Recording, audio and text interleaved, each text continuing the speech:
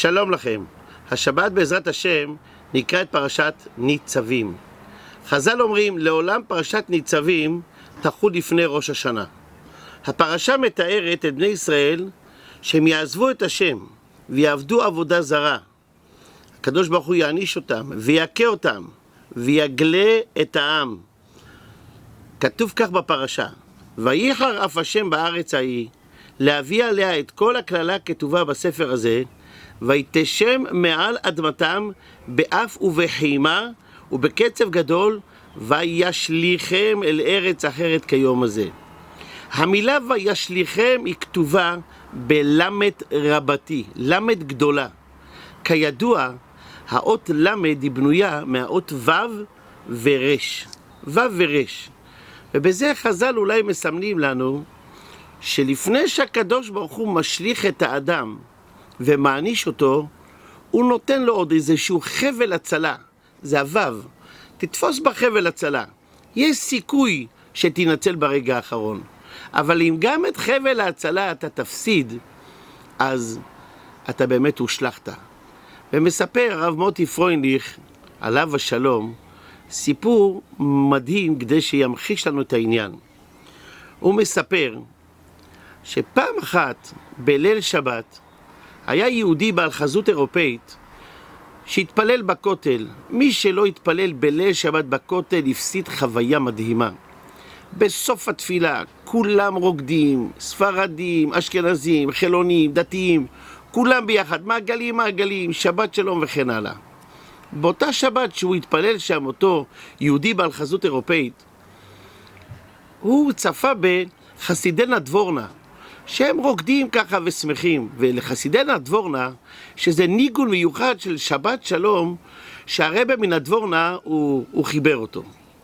והם רוקדים והוא כל כך שמח ורואה את זה, ובאיזשהו שלב אחד החסידים נתן לו יד וצירף אותו למעגל, והוא רקד איתם ורקד, ובסוף הריקוד הוא פנה לחסיד שככה רקד איתו ואמר לו: אתה יודע מה זה בשבילי הניגון הזה? בוא אני אספר לך. אני נולדתי וגדלתי בנדבורנה. בתור ילד אבא שלי לקח אותי לבית הכנסת של הרבא מנדבורנה, ואני כל ליל שבת יושב מול הרבא, ואני רואה אותו ואני מכיר את הניגון. זה גרסא דינקותא שלי. כל שבת הייתי בבית הכנסת, היינו עושים סעודת שבת, ואחרי הסעודה כדרכם של נערים יוצאים החברים לשחק, יהודים, גויים, עד שהתחילה השואה. כשהתחילה השואה כולנו התפזרנו, רוב הקהילה נכחדה. אני היחידי שנשארתי חי מהמשפחה שלי. כולם, ההורים, האחים, האחיות, כולם נהרגו בשואה. כשנגמרה השואה לא היה לי אדם בעולם, לא ידעתי לאן אני הולך. אמרתי אני אנסה לחזור לנדבורנה, אולי נראה מה נשאר מהבית. ולהפתעתי הגעתי לבית שגרנו בו כאילו שנסענו לטיול. אף אחד לא נגע בשום דבר, לא גנבו כלום, לא בזזו כלום, הכל נשאר על מקומו. התחלתי לחיות בבית. לאט לאט התחילו לבוא החברים: מה עשו לכם? מה קרה? אתה לבד? ולאט לאט אמרו: תשמע, נשארת לבד, האלוהים שלכם בגד בכם, בואו תתנצר, מה יכול להיות? אמרתי לעצמי, מה יכול להיות? אני אתנצר. קבעו לי פגישה אצל הכומר. בדרך, כשאני הולך איתם אל הכומר, פתאום משום מקום, שנים לא שמעתי את המנגינה הזאת, אני שומע את המנגינה של הרבא מנדבורנה, שבת שלום, וזה מתנגן ואני מחוויר. איך אני הולך להתנצר? אני הולך לבגוד בכל האחים שגדלתי עליהם. הם ראו שקורה לי משהו, אמרו לי: אתה לא מרגיש טוב? לא, אני לא מרגיש טוב. אמרו: טוב, נבטל את הפגישה עם הכומר. חזרתי הביתה. חודשים. הייתי עדיין חודשים. מעולם לא שמעתי את המנגינה חזרה. אמרו לי: אתה יודע מה? בוא, עבר כבר זמן. בוא, עכשיו נקבע פגישה חדשה, שתתנצר. הוא אמר: למה לא? קבעו לי פגישה חדשה אצל הכומר. אני שוב הולך לכומר להתנצר, ושוב משום מקום עולה מנגינה. לא שמעתי אותה מאז. והיא מתנגנת לי. אמרתי: זה לא סתם. זה סימן מהקדוש ברוך הוא שמה שאני עושה זה לא טוב. אמרתי להם: תראו חבר'ה, אני לא מרגיש טוב עוד פעם, אני מצטער.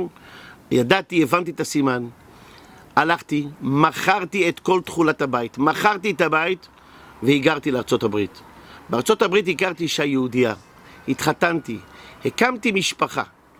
מאז לא שמעתי את המנגינה של שבת שלום. זו הפעם הראשונה שאני נמצא בארץ ישראל.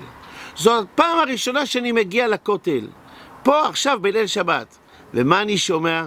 את אותה מנגינה של שבת שלום של הרבי מן הדבורנה. אני הסקתי מסקנות.